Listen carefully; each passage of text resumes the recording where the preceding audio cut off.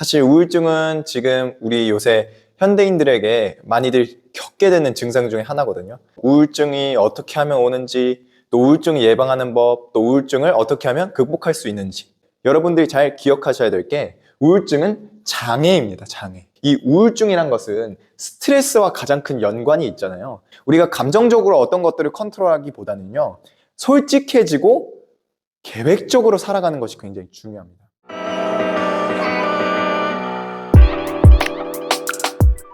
안녕하세요. 도와줘요 진쌤의 진쌤입니다. 오늘 제가 여러분께 찾아뵐 강의 주제는 우울증입니다. 여러분들 우울증에 대해서 자세히 아시나요? 우울증의 정의는 우울감과 의욕저하로 인해서요, 여러분들의 일상생활 자체에 장애가 생기는 것을 말합니다. 그래서 이러한 장애에 대한 정신적인 증상들이 바로 우울증이라는 거죠. 여러분들이 잘 기억하셔야 될 게 우울증은 장애입니다, 장애. 정신적인 장애 중에 하나죠. 그렇지만 이 우울증은 정도가 있어요, 정도. 제 나름대로의 정리를 해봤는데, 그래서 저는 이걸 보통 1부터 100까지라고 표현을 합니다. 저는 이거를 두 단계로 총 설명을 하거든요. 한 50대 50으로 비율을 나누자면 염증 단계와 암 단계라고 저는 이야기를 합니다. 염증과 암의 단계. 여러분들 이해가 좀 되시나요? 염증과 암 단계는 무엇이냐면 처음에 1부터 시작하는 이 우울감과 의욕저하들이요, 100까지 커져가면서 염증의 과정과 암의 과정으로 변하는 단계입니다. 그러다 보니 여러분들, 제가 이 용어를 제가 쓰는 용어인데 어떤 뜻이냐면, 여러분들 몸에 염증이 생기면 어떻게 발전되나요? 그 염증이 심해지다 보면, 또 일정 기간 동안 오래 치료하지 못하다 보면 무엇으로 바뀌냐면 암으로 바뀌게 됩니다. 물론 사람의 체질, 기질, 건강 상태마다 달라질 수 있겠지만 제일 중요한 것은 이 암을 치료하는 법들은 여러분들 모두 아시고 계실 거예요. 암을 치료하는 방법에서 가장 중요한 건 그냥 암에 들어가기 직전에 염증 단계에서 치료를 하는 것이죠. 마찬가지입니다. 우울증 역시도 정도가 1에서부터 100까지의 정도로 나뉘다 보니까요, 암 단계에 들어서면 몸에 대한 부작용, 또 트라우마, 또 직접 치료를 하더라도 완전히 치료되지는 못하고 온전히 건강 상태를 회복할 수 없는 단계가 있거든요. 그래서 제가 여러분들에게 이해하기 편하게 염증 단계와 암 단계로 제가 나누어서 설명을 드리는 것입니다. 그래서 저희의 일단 1차적인 목표는 우리가 초기에 미리 우울증에 대해서 예방하고 진료를 받고 치료하는 것이 가장 여러분들에게 중요합니다. 우울증 역시도 일정 기간, 일정 수준의 범위를 넘어서게 되면 굉장히 치료하기 어렵다는 사실입니다. 또 이 우울증은 굉장히 높은 확률의 재발을 갖고 있어요. 그러다 보니까 우울증에 기존에 걸리셨던 분들은 다시 우울증에 걸릴 확률이 굉장히 높은 질병 중에 하나인 거죠. 그래서 우리가 정신적인 여러 질병 가운데서도 이 우울증이란 건요, 초기에 잘 진료를 받고 예방을 하고 관리를 하셔야, 그래야 내 일상생활의 전반적인 면들이 정신적으로 건강할 수 있다는 것이죠. 여러분들 우울증에 왜 걸리는지 아세요? 사실 이 우울감과 의욕저하라는 게 정말 어찌 보면 모호하잖아요. 사람이 어떨 때는 불행하다 보면은 우울할 수도 있고, 또 슬픈 일, 안 좋은 일들이 있다 보면 우울하고 의욕이 저하되잖아요. 그것은 누구에게나 마찬가지로 일어나는 현상입니다.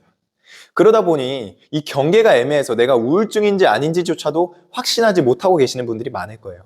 그래서 우울증이 왜 걸리는지에 대해서 여러분들이 잘 아셔야 됩니다. 우울증이 걸리는 이유는요, 첫 번째로 가장 큰 원인 중에 하나가 뭐냐면 대인관계입니다. 왜 대인관계냐? 여러분들 일상생활 하다 보면 자연스럽게 사람들은 사람을 만나고 그 속에서의 관계가 생기고 그 속에서 뭐 좋은 영향도 많이 받지만 나쁜 영향도 많이 받는다는 것이죠. 그러다 보니 우리가 대인관계에서 스트레스가 쌓이고, 예를 들면은 뭐 따돌림이나 왕따나 혹은 욕설, 비난, 비판, 여러 가지의 것들의 대인관계에 안 좋은 영향들이 내 안에 있게 되면요, 사람을 만나기 꺼려지고 자존감이 낮아지게 됩니다. 이러한 현상들이 바로 일상생활을 살아가는 데에 의욕을 저하시키고 우울감을 불러일으킬 수 있다는 것이죠. 이 두 번째는 무엇이냐면 정신적, 육체적 트라우마입니다. 이것이 무엇이냐? 대인관계랑은 다르게요. 정신적이고 육체적 트라우마들은 예를 들면 사고로 인한 것들이죠. 내 몸에 있는 어떤 장애와 결석으로 인해서 점점점 몸은 아파가고 또 정신이 아파가니까 자연스럽게 스트레스가 늘어나고 그 스트레스가 다시 한번 우울증을 야기시키게 되는 것이죠. 그래서 정말로 정신적인 건강, 몸 건강은 어찌 보면은 경험에 의해서 예기치 못하게 찾아올 수도 있어요. 그러니까 이것들을 치료하고 미리미리 예방해 두는 게 가장 중요한 것이죠. 그렇다면은 이제 그 다음 예방법을 한번 알아보도록 하겠습니다. 우울증을 예방하는 법은 총 3가지가 있습니다. 그 중에 첫 번째가 무엇이냐? 좋은 환경 조성입니다. 좋은 환경에 내가 속하지 못하면 우울증이란 건 생각 외로 너무나 쉽게 찾아옵니다. 왜냐하면 결국엔 이 우울증이란 것은 스트레스와 가장 큰 연관이 있잖아요. 그러다 보니까 우리가 스트레스를 받지 않는 환경 속에서 내가 계속해서 살아가는 것이 가장 중요할 것입니다. 그래서 좋은 환경을 조성하는데 굉장히 많은 노력들을 하셔야 돼요. 예를 들면 뭐 규칙적인 습관이 될 수도 있고요. 여러 가지 삶의 패턴들을 조정하는 것들, 또 진짜 현실적으로 더럽거나 혹은 무언가 뭐 공포감을 조성하거나 혹은 직장이나 여러 가지 취미 생활을 할 때마다 좋은 환경들 속에서 내가 위치해 있어야지 나쁜 환경 속에서 살다 보면은 자연스럽게 우울증이 올 수밖에 없거든요. 반대로 좋은 환경 속에서 내가 계속 있다 보면 우리의 몸은 제가 그 전에 변화와 시작 이야기했을 때도 말씀드렸지만 관성대로 살아갑니다. 그러다 보니 좋은 환경에 맞추어 살아가면 좋은 환경만큼 내 안에 좋음들만 점점 커지는 것이죠. 그러다 보니 우울증을 충분히 예방할 수 있는데 반대로 나쁜 환경 속에서 살다 보면은 내 몸에 있는 나쁜 영향들만 커져가지 절대 좋은 것들이 자리 잡진 않는다는 사실을 여러분들이 아셔야 될 것 같아요. 두 번째는요, 바로 건강한 몸 유지하는 것입니다. 건강한 몸을 유지하는 게 굉장히 중요합니다. 그 이유는요, 우리가 몸과 정신은 같이 있잖아요. 우리 몸 안에. 사실은 이걸 이분법적으로 나눌 수는 없습니다.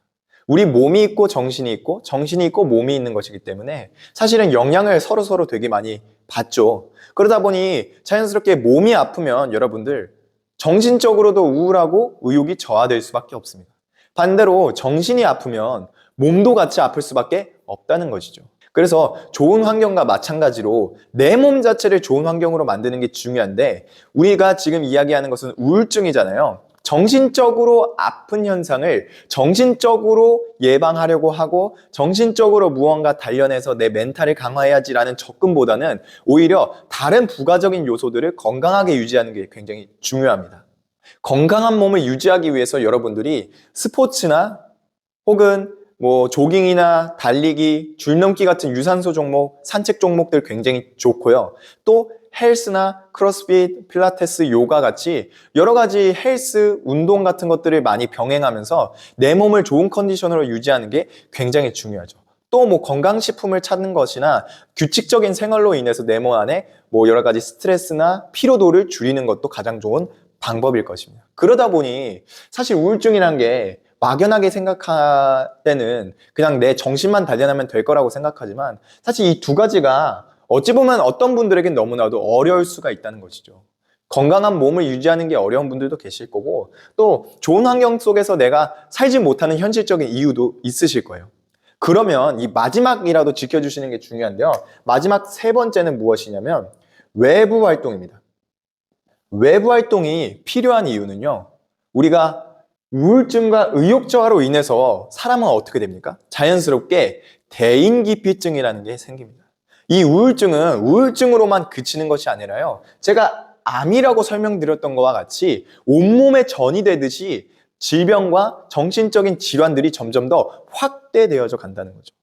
그러다 보니 자연스럽게 그러한 정신적인 장애가 생기면 일상생활에 문제가 생기잖아요. 일상생활에 문제가 생긴다는 건 사실 인간이 겪어야 할 일적인 요소들, 사회적인 요소들이 붕괴된다는 것입니다. 그러다 보니 자연스럽게 이 외부 활동들이 점점점 줄어들게 된다는 것이죠. 그러나 현실적으로 우리가 살아갈 때 외부 활동을 일절 안 하고 살아갈 수 있을까요? 사실은 그럴 수가 없다는 것이죠. 또 반대로 외부 활동을 멈추게 되면 사람은 자연스럽게 혼자가 적응이 되고 혼자 하는 것들이 가장 편하게 됩니다. 그러나 제가 변화에서도 말씀드렸다시피 사람은 불편을 통해서 성장하고 강해지는 것인데 우리가 자꾸 편해지려고 하고 안 좋은 습관들이 점점 편해지니까 그런 방향에 휩쓸려 가는 것은 굉장히 좋지 못하거든요. 그래서 우울증을 예방할 때는요, 이 앞선 것들이 힘들면 적어도 꾸준한 외부 활동들을 유지시켜야 된다는 것이죠. 외부 활동이 뭐 그렇게 어려운 것들은 아닙니다. 예를 들자면 친구를 만나는 것도 될 수 있고요. 또 가볍게 나가서 제가 말씀드린 이런 것들을 위해서 산책을 하거나 조깅을 하거나 어떤 운동을 하거나 스포츠를 하거나 혹은 취미 활동들을 할 수 있겠죠. 여러 가지 동아리, 동호회 같은 것들을 다니시면서 사람들을 만나고 나가서 내 몸을 직접적으로 움직일 수 있는 무언가를 하셔야 되고 또 몸을 움직이지 않더라도 직접적으로 자기의 이야기들을 말하고 공유할 수 있는 또 누군가를 직접적으로 만지거나 같이 옆에 함께하고 공유할 수 있는 경험과 기억들이 존재해야 된다는 것입니다. 그래서 우울증의 예방법은 좋은 환경을 조성하고 건강한 몸을 유지하면서 꾸준한 외부 활동을 이어가는 것이 가장 중요한 세 가지의 현실적인 방법입니다. 그 다음에는 자연스럽게 무엇이 남았을까요? 우울증을 치료하는 법이죠.